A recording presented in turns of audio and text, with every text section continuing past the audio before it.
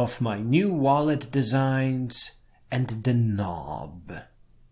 Originally, I spent hours inside hinges and tiniest details of my creations.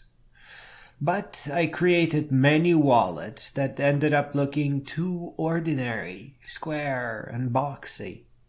I did spend a little bit making wallets out of thin modular layers, but as fun as it is to put it all together, it was still boring.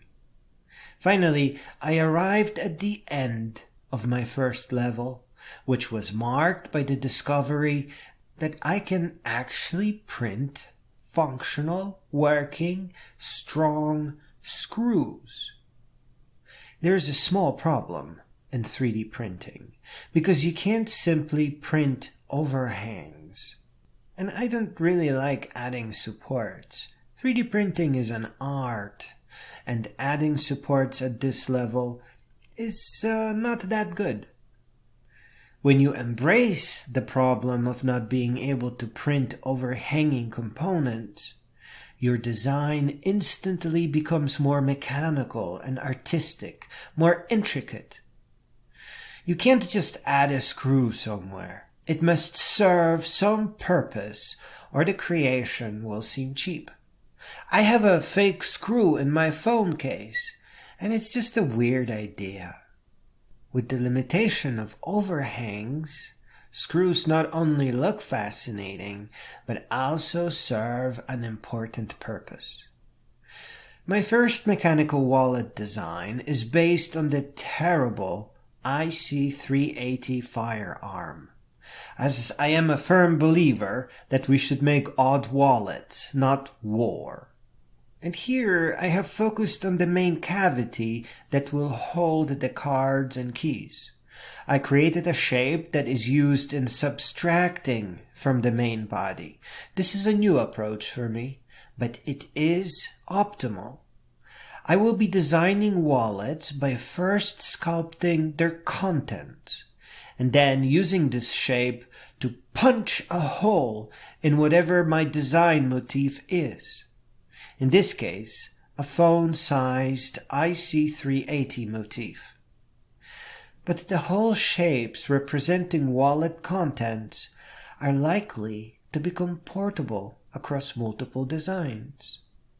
I am not sure if I am behind on times and it is just me, but my car remote is almost the size of my wallet. I can't wait for the day when I can slap the damn thing into the breech area of my IC380 wallet design and then close it with my cards and keys, while still exposing the buttons on the side. Very cool. We may not have rocket packs in 2021, but we sure can have strange sci-fi inventions. Which brings me to another design. This one more poetic and almost Lego brick-like. While I am still likely to use screws here, the primary way of holding parts together is a sturdy rail. This is my minimalist wallet design, whereas the IC380 one uses an over-engineering approach, which is also nice. As in my favorite original Level 1 wallet, this is a modular component-based approach, and this is a big deal, as it is the second part that I printed with my new PLA filament spool. My self-education and Level 1 designs used up an entire spool of filament. I was careful not to print thick parts and preferred 1mm over the sturdy 2. I covered an entire wall with all the Level 1 designs, my early wallets. This modular approach makes it so that I can poach parts from previous prints.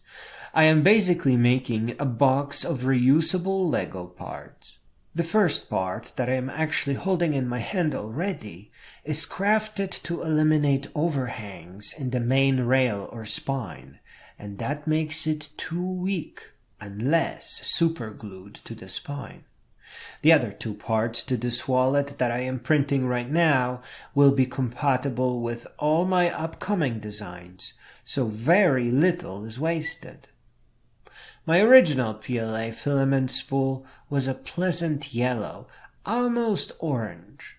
It seemed like a good idea, and I definitely don't regret it. The second spool I just started printing with is pure white. It seems sturdier somehow, and it looks absolutely professional. It seems indistinguishable from injection molded parts. In closing, I am happy to describe the first part I printed with the new spool. For a couple of years now, my dryer knob has been wobbly.